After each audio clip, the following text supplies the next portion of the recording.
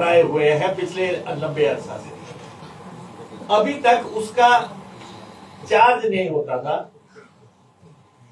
तो किसकी जेब में जाता था, इसमें मैं जाना नहीं चाहता कि आपने जो है सामान भेजना है, आपने बिल्टियां मंगानी है, आपने कुछ मंगाना है, वो एक अंदर खाते का सौदा था।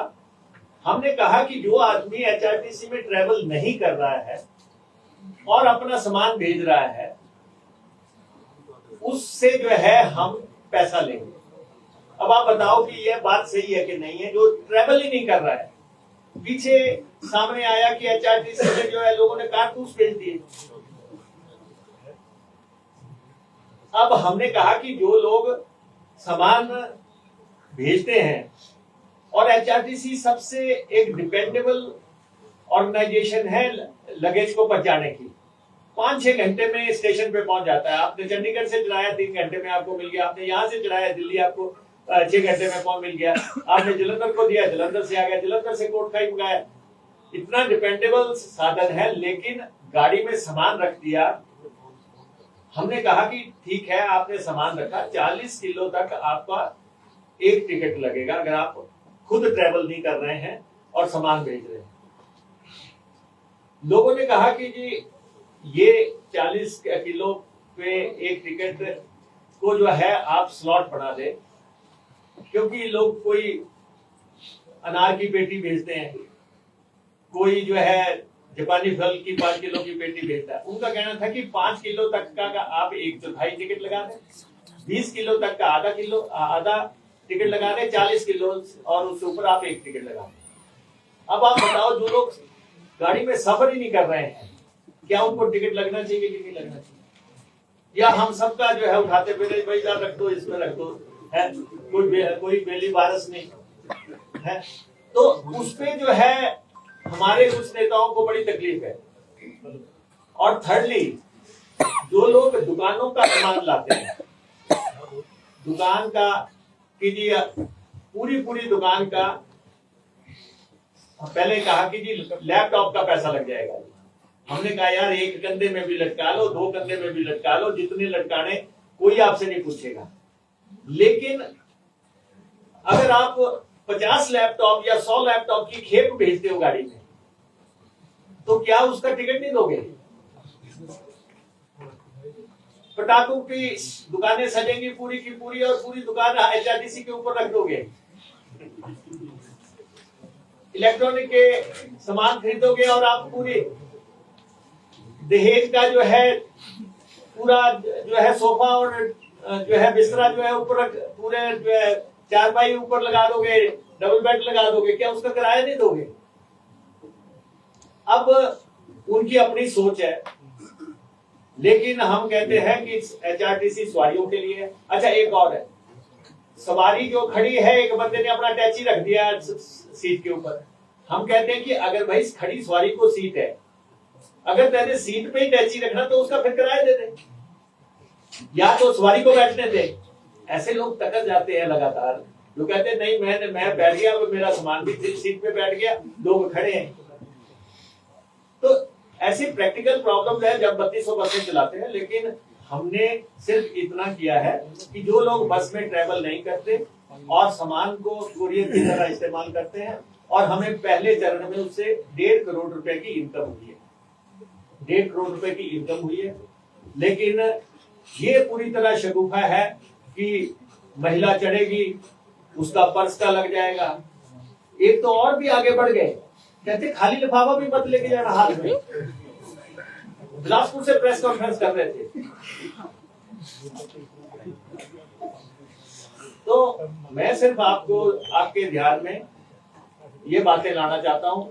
एचआरटीसी ने बहुत सेवा की है, एचआरटीसी 50वां साल मना रही है, और एचआरटीसी में बुनियादी हम परिवर्तन कर रहे हैं, और अपने नए बस अड्डे हमारे कई तैयार हो गए हैं। जैसे आप देख रहे हैं कि ये बस अड्डा हमारा ढली का तैयार हो गया है, ठियोग का तैयार हो गया है।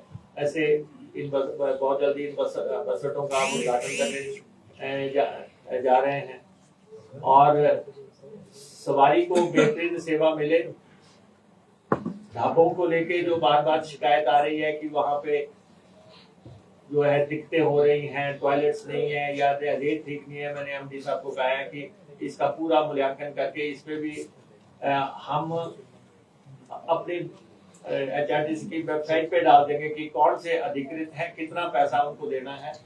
हम सवारी पे कोई आंच नहीं आने देंगे। तो ये बातें मैं आपके ध्यान में लाना चाहता था। इसके अलावा आपकी कोई बात है उसका जवाब देने के लिए सर मेरे दो सवाल है। मुकेश जी सर मेरे दो सवाल। जैसे रोपवे की बात है, आपने रोपवे का शिमला शहर के लिए बताया, मंदिरों में तो ठीक है, साइट सीन्स पे ठीक है जहाँ टूरिस्ट जाते हैं, पर जो शहर में पहले ही कंक्रीट इतना हो चुका है, फिर उसके बाद लोहा इतना चला, अब ऊपर से कैपिंग करेंगे आप, तो उसका ओपन एनवायरनमेंट और ऐसे क्लाइमेटिकली कोई क्या असेस किया आपने? ऐसा है, इस रोपवे की क्योंकि वर्ल्ड क्लास रोपवे है, इसका एनवायरनमेंट पे क्या इम्पैक्ट होना है, इसमें क्या टेक्नोलॉजी इस्तेमाल होनी है, ये सब इम्पैक्ट स्टडी के बाद इसको प्लान किया गया है। और जो नीचे की बातें आप कह रहे हैं कि नीचे लोहा लगा है, अपना लगा है, अब वो तो स्मार्ट सिटी प्रोजेक्ट के तहत हुआ है, उससे हमारा कोई बहुत सारोकार नहीं है, क्योंकि रोपवे कॉर्पोरेशन सिर्फ ठेकेदार की भूमिका में है। ये लोगों को धारणा ऐसी लगती है कि ये जो लोहा लगा दिया ये रोपवे कॉर्पोरेशन ने लगा दिया, ये हमने नहीं लगाया। हमें तो काम दिया गया, हमने उस एजेंसी का काम किया है, लेकिन रोपवे जो है वर्ल्ड क्लास रोपवे आने वाले समय की जरूरत है। और हिमाचल खासतौर पे पहाड़ी प्रदेश के अगर टूरिज्म को आपने आगे बढ़ाना है तो आपको रोपवे की तरफ जाना ही पड़ेगा हर हालत में। और ये पॉल्यूशन को कम करने की दिशा में बहुत कारगर कदम होगा। जो इलेक्ट्रिक बसेस आ रही हैं, खर्चा भी कम होगा और पोल्यूशन भी कम होगा। और रोपवेज अगर हम इस पे पूरा इम्प्लीमेंट कर देते हैं तो, और हमने इस डिपार्टमेंट के तीनों विंग्स ने बहुत काम किया है, तब हम जाके इस स्टेज पे पहुंचे हैं। ये मैं अपने साथियों को बताना चाहता हूँ। शिमला रोपवे पब्लिक को कब तक डेडिकेट हो जाएगा? ए और बी, एफसीएज को देखा गया है कि एफसीएज की वजह से अक्सर रोपवे प्रोजेक्ट डिले हो जाते हैं। शिमला रोपवे पुराना जो जाखू वाला एग्जांपल है, अभी फर्नाकुलर रोपवे है नीचे, वो भी डिलेड है। आपके दोनों बड़े वैलिड क्वेश्चन है सर। एक तो ये है कि हमने उसका पैसा दे दिया। सबसे बड़ा क्या होता है कि आप पैसा जमा नहीं कराते, तो हमने उसका, उन्होंने 20 करोड़ रुपया हमसे मांगा, हमने 20 करोड़ रुपया एनवायरमेंट क्लियरेंस के लिए दे दिया और हम उसके पीछे हैं, बहुत जल्दी वो हो जाएगा। सेकेंडली, हमें जो है फॉरेन बैंक एनडीबी ने के अब मिशन 2 बार हिमाचल आ गया। एक बार 3 महीने में 2 बार आया, जून में भी आया और सितंबर में। हाँ, क्योंकि वो भी देख के गए कि whether they are really interested, या कि क्योंकि जिन्होंने देना है पैसा तो वो आके देख के, अभी पीछे भी आए थे, हमसे मिलके गए। उसके बाद उन्होंने, और बाई चांस उसमें ट्रैफिक सीजन था तो वो खुद भी फंस गए ट्रैफिक में, और उन्होंने कहा कि ये तो बहुत जल्दी बढ़ना चाहिए शिमला का रोपवे। तो उन्होंने जाते ही हमें मेल कर दी कि आप जो है इसके एडवांस टेंडर में चले जाओ। तो लगभग मार्च के आसपास मुझे लगता है काम शुरू होगा, और हम उसके बाद तो ये है कि हम कितनी गति दे पाएंगे वो हमारे पे डिपेंड करेगा। क्या लगता है सर, कब तक पब्लिक को डेडिकेट? देखिए, बहुत बड़ा प्रोजेक्ट है और इसकी जो स्पेसिफिकेशन है वो वर्ल्ड क्लास है। तो बार बार ये लोग आएंगे, ये देखेंगे, इजाजत देंगे कि हाँ आप ठीक चल रहे हो। तो लगता है कि मुझे हम इसको आने वाले 3-1 साल के अंदर दूसरा कुछ किसी न किसी मुकाम पे तो पहुंचा देंगे। लेकिन ये है कि पब्लिक की कोऑपरेशन की जरूरत है। हमें शिमला की जनता जितना कोऑपरेट करेगी उतनी जल्दी हम आगे बढ़ेंगे। सर, आप क्या स्टेट गवर्नमेंट ने ऐसा कोई नीतिगत फैसला ले लिया है कि वो बिलासपुर से आके लैंड एक्विजिशन नहीं करेगी? नहीं, हमने ऐसा नहीं किया। हमने सेंटर को कहा है कि आप जो है आज इसको डिफेंस प्रोजेक्ट घोषित कीजिए ताकि पैसा आप दो। हम तो या हम बिलासपुर तक तो हो गया, बिलासपुर से आगे कॉस्ट को देखते हुए हम सेंटर को कह रहे हैं कि आप इसको डिफेंस प्रोजेक्ट क्योंकि ले तक जा रहे हैं तो सर्वे हो चुका है, तो हम कह रहे हैं कि आप इसको आगे अडॉप्ट कर लो और आप इसका पैसा दो। हम केंद्रीय मंत्री से भी मिलेंगे और ताकि केंद्र हमारी इसमें मदद करे। हितेश जी, सांसद के जो पिछली बार रैलियों में चुनावों में पैसा खर्च हुआ था बसों पे, पॉलिटिकल पार्टी ने भेजा है अब देखिए, हमने बड़ा स्पष्ट कर दिया, कोई भी व्यक्ति हो, कोई भी सरकार हो, कोई भी नेता हो, उसको एचआरटीसी की बस हायर करने से पहले 50% एडवांस जमा कराना पड़ेगा। एज एन ऑर्गेनाइजेशन, चाहे आज हम सरकार में है, चाहे कल बीजेपी थी, अब 8-9 करोड़ रुपया उनका पेंडिंग है। उनके टाइम में जो उन्होंने वो चलाई थी, कैंपेन चलाई थी, तो एचआरटीसी की बसें गई लेकिन एडवांस कुछ नहीं लिया। तो इलेक्शन कमीशन हमारे से बसें लेता है और उसके बाद रैलियों को बसें जाती है, तो 50% तो अब हम एडवांस लेंगे। और अभी हमें हमारी सरकार ने जो है 5 करोड़ रुपया जारी किया है, जो बिल स्पेंडिंग थे उसका 5 करोड़ रुपया हमें आया है। अभी भी मुझे लगता है कि 8-9 करोड़ रुपए की करेंसी होगी, 5 करोड़ रुपए के आसपास और आना रहता है। और सर, काफी समय से, छोटा सा सवाल है सर, काफी लंबे समय से एचआरटीसी द्वारा नादौन में खरीदी गई एक जमीन का जिक्र बार बार आ रहा है कि आपने जो 2.5 लाख की जमीन है उसको 2 करोड़ 72 लाख में एचआरटीसी ने क्यों खरीदा? क्योंकि हाल ही में भाजपा नेता सुधीर शर्मा ने भी सरकार पर आरोप लगाए थे, मुख्यमंत्री के करीबी 3 व्यक्तियों के नाम भी उन्होंने लिए थे। आप इस आरोप को किस तरह देखते हैं सर? नहीं, देखिए, इसमें ऑलरेडी जांच हो रही है, आपके सामने आ जाएगी सारी बात। आप मुकेश जी, एक सवाल रहेगा अंदर इस पॉलिसी को लेकर, ऐसा क्यों है कि आपकी जो नोटिफिकेशन हुई वो अभी पब्लिकली हुई नहीं थी और पॉलिटिकली बहस उस पर ज्यादा चल रही है? लगेज पॉलिसी वाली नोटिफिकेशन को 15 तारीख को अपने साहब ने की, अभी वो डिपूज में नहीं पहुंची थी कि अगले दिन ही सुबह जो है बीजेपी उस पर कॉन्फ्रेंस करी और वो भी गलत इंटरप्रेट करके। ऐसा क्यों? ऐसा ही सीवरेज टैक्स को लेकर भी हुआ था। तो ये दोनों मतलब नहीं, देखिए, मैं आपको क्योंकि मैं गुडविल चाहता हूँ, मैं नहीं चाहता कि इस पे कोई विवाद हो, लेकिन मैं एक लाइन में आपको कहना चाहूंगा कि ऐसा नहीं था कि लगेज का पैसा नहीं लगता था। आप बस में चढ़ते थे, वो पैसा किसको जाता था किसको नहीं जाता था, मैं इस विवाद में नहीं जाना चाहता। लेकिन अब जो है एचआरटीसी को आना शुरू हो गया तो कुछ लोगों को परेशानी जरूर है। सर, हिमाचल की कठिन भौगोलिक परिस्थिति है, सभी मानते हैं। आपको क्या लगता है कि जो रोपवे प्रोजेक्ट है इसमें सबसे बड़ी चुनौती सरकार क्या देखती है? उसके अंतिम रूप अगर हम देखना चाहें तो आप क्या चुनौती देखते हैं? रोपवे को अडॉप्ट करना ही एक चुनौती है, क्योंकि आज दिन तक हम बसों में सफर किए हैं, तो इसलिए रोपवे की दुनिया एक अलग दुनिया है। और जब यहाँ पे शुरू हो जाएगा तो आप देखें ना, जब हम जागरू में एस्केलेटर्स लगा रहे थे तो कुछ लोग कह रहे थे कि धार्मिक भावनाओं से खिलवाड़ हो रहा है, तो वो चाहते हैं कि वहां से पैदल ही चला जाए। लेकिन आज जो है कितने लोग जा रहे हैं, जिन लोगों के घुटने नहीं चलते, जो लोग बुजुर्ग हैं, आप सारे जो है जागरू जा सकते हैं बड़े आराम से। तो ऐसे ही जब हम मंदिरों को रोपवे लगाते हैं तो कुछ लोग मान्यताओं की बात करते हैं, लेकिन जब ये चीजें डेवलप हो जाएगी, जब मंदिरों को पहुंच जाएगी, तो जो है अब मंदिरों को आप देखिए, वैष्णो देवी में हेलीकॉप्टर जाते हैं, किसी को आपत्ति नहीं। हमारे उत्तराखंड में हेलीकॉप्टर से जाते हैं, किसी को कोई आपत्ति नहीं। यहाँ पे हम कुछ भी प्लान करते हैं, सबसे पहले आ जाता है कि नहीं जी, ये तो मान्यताओं के खिलाफ है, भावनाओं के खिलाफ है।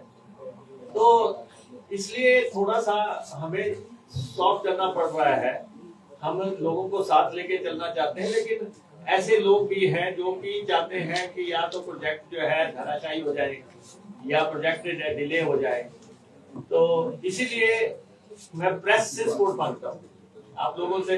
अब क्या है, मैं आपको बताऊं, 4 दिन पहले मैं दिल्ली से चंडीगढ़ आ रहा था, जो जहाज था वो स्टार्ट नहीं हुआ, तो उन्होंने उसके साथ गाड़ी लगाई और उसको बहुत पीछे करके जो है जो उसके साथ उसको पुल किया और स्टार्ट किया।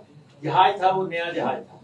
यहाँ HRTC की बस को कोई धक्का लगाता हुआ नजर आ जाए तो जल्दी से फोटो छाप देते हैं, देखो जी HRTC स्टार्ट नहीं हो रही है, और फिर साथ में कहते हैं HRTC ने धुआं छोड़ दिया। अरे भाई 3200 बसें चल रही हैं, 3200 की किसी की कोई पार्ट खराब हो जाता है, किसी की स्लिप पड़नी है, किसी का कोई इंजन में प्रॉब्लम आ गई, किसी को कुछ हो गया कि तो एकदम से कहते हैं देखिए HRTC पर प्रदूषण फैला रही है। HRTC 50 साल से जो सेवा कर रही है उसको भी तो कहीं ना कहीं कंसिडरेशन में ले लो, जिसने कि हिमाचलियों को पिछले 50 साल से जो है घर गांव अपने घर आंगन तक पहुंचाया है। तो थोड़ा सा इस सेवा के बारे में क्या सोचना चाहिए। और खासतौर पे मैं महिलाओं और स्कूल के बच्चों को आश्वस्त करना चाहता हूँ कि हमारे जो लोग सत्ता से बाहर हैं और सत्ता में आने के लिए विचलित हुए पड़े हैं, उनकी बातों की तरफ ध्यान देने की जरूरत नहीं है। आराम से महिलाएं भी दोनों कंधों पे पर्स लेके चले और बच्चे भी एक बैग की जगह दो बैग लेके चले। कुछ नहीं है, ये शगुफों से जो है राजनीति नहीं होती। बड़े मुद्दे हैं, ये प्रदेश के बड़े मुद्दे हैं और हम बड़े मुद्दों जो जैसे ऊना का बल्क ट्रक पार्क बढ़ना है, बल्क ट्रक पार्क एक बहुत बड़ी योजना है। अब उसको लेके चर्चाएं करते थे। परिवर्तन क्या हुआ कि बीजेपी ने किया था कि केंद्र सरकार और पूंजीपति मिलके ये बल्क ट्रक पार्क चलाएंगे। 1000 करोड़ सेंट्रल गवर्नमेंट देगी, 1000 करोड़ पूंजीपति करेंगे। इसका मतलब पूंजीपतियों का वहां पे कंट्रोल हो जाएगा। कंट्रोल उनका होना था। कॉन्स्टिट्यूएंसी मेरी थी, नाले घूमने थे। हमने कहा पूंजीपति हटा दिए, हमने प्रदेश सरकार को लगा दिया कि 1000 करोड़ की पार्टनर सेंट्रल गवर्नमेंट, 1000 करोड़ की स्टेट गवर्नमेंट। तो ये एक मेजर बदलाव किया हमने और अब उसके टेंडर्स वगैरह हो गए और वो स्कीम जो है आगे बढ़ेगी। ऐसे ही शिमला का जैसे आपने देखा भी डिजास्टर, कुल्लू का डिजास्टर वगैरह है, मनाली का, अब वहां पे 2000 करोड़ रुपया जो है चाहिए वहां पे चैनलाइजेशन के लिए। बड़ा प्रोजेक्ट है, तो बड़ा प्रोजेक्ट की तरफ हम केंद्रित किए हुए हैं, उसकी DPR बना रहे हैं। तो ये जो सारे काम है, जैसे मीना सिंह प्रोजेक्ट था 12 साल से रुका पड़ा था और 350 करोड़ रुपए की जरूरत थी। हमने उसकी लड़ाई लड़ी, आज 350 करोड़ रुपए आ गए। तो हम विकास की तरफ ध्यान दे रहे हैं और उसी पर हम केंद्रित हैं, उसी में हम आपसे सहयोग मांगते हैं। बाकी जिन्होंने दुष्प्रचार करना है, अफवाहें फैलानी है, वो तो अपना लगे रहेंगे, लेकिन सत्ता नहीं मिलेगी। ये मैं उनको क्या देना चाहता हूँ। आपका धन्यवाद। सर, आपने बड़े मसलों की बात की, इससे जुड़ा एक सवाल है, उम्मीद है आप टालेंगे नहीं। हाल ही में वित्तीय प्रबंधन ठीक हो, इसके लिए आपकी सरकार अलग अलग कदम उठा रही है। बिजली विभाग की बात करें, बिजली बोर्ड में 51 पद समाप्त किए गए थे। आपके IPS विभाग में भी ऐसे ही पद चल रहे हैं, तो क्या आप भी समाप्त करेंगे? यार एक तो मैं आपको ये बताना चाहता हूँ कि मैं भी पत्रकार रहा हूँ। जब किसी स्पेसिफिक मिशन और प्रोजेक्ट्स को लेके हम प्रेस कॉन्फ्रेंस करते हैं, आपको बुलाते हैं, तो आप उसमें जो है घसमान डालने की कोशिश करते हैं। सुनिए आप, हम आपसे बात कर रहे हैं रोपवे की, हम आपसे बात कर रहे हैं रेलवेज की, हम आपसे बात कर रहे हैं ट्रांसपोर्ट की। हमारा ट्रांसपोर्ट की प्रेस कॉन्फ्रेंस है, हम सब ने एक बात सुनी, हमने खाना इकट्ठे हो गए। अब आप यहाँ बीच में पावर को ले आए। अब जब पावर की कभी प्रेस कॉन्फ्रेंस आएगी, जो आएगा उससे आप सवाल पूछना। आपका बहुत मुकेश जी, मेरा सवाल छोटा सा सवाल है। आप कहते हैं HRTC अलग है, ट्रांसपोर्ट अलग है, तो क्या HRTC घाटे में और ट्रांसपोर्ट फायदे में? ये आपका क्वेश्चन वैलिड क्वेश्चन है कि इसमें ऐसा है कि ट्रांसपोर्ट हमारा मूल डिपार्टमेंट है, HRTC एक हमारी कॉर्पोरेशन है और बस अड्डा हमारी कॉर्पोरेशन है, RTDC हमारी कॉर्पोरेशन है। ट्रांसपोर्ट इसलिए फायदे में है डिपार्टमेंट, क्योंकि वो टैक्सेशन करता है। जो आपके चालान कटते हैं, जो आपके ये आपकी गाड़ियों की फीसें आती हैं, आरसी बनती हैं, फ्ला बनता है, ये सारा लगभग 1000 करोड़ रुपए के आसपास की आय ट्रांसपोर्ट डिपार्टमेंट के माध्यम से होती है। तो इसलिए ट्रांसपोर्ट अमीर आदमी है, और ट्रांसपोर्ट कॉर्पोरेशन जो कि बहुत ज्यादा जो है वेलफेयर स्कीम्स को एडहेयर करता है, तो इसलिए ये घाटे में है। हाँ,